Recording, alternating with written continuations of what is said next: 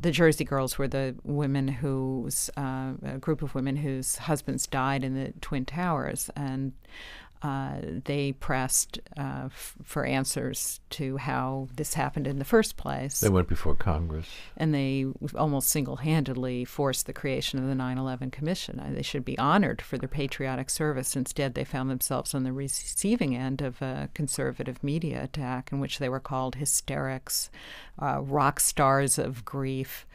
And in the famous words of Ann Coulter, that they were enjoying their widowhood.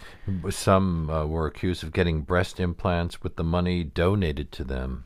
Those are the firefighter widows, who again were lauded and adored as long as they, they kept their widow weeds on. But the minute they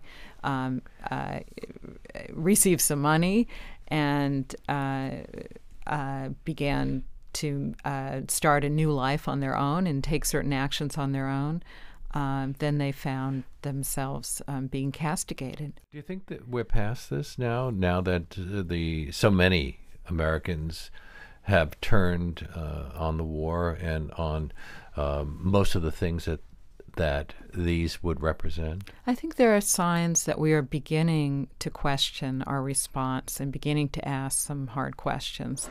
And certainly the war, the attitudes toward the war in Iraq and Bush's performance are evidence of that.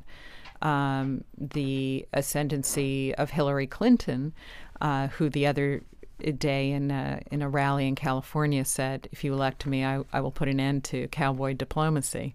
These are all signs that we're turning away, but it's only a partial turning away.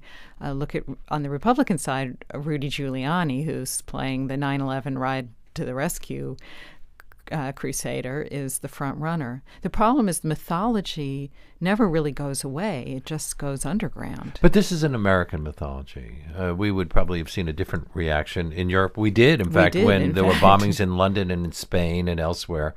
So this is something that grows out of our own sense of how we came to be the nation we are. Exactly.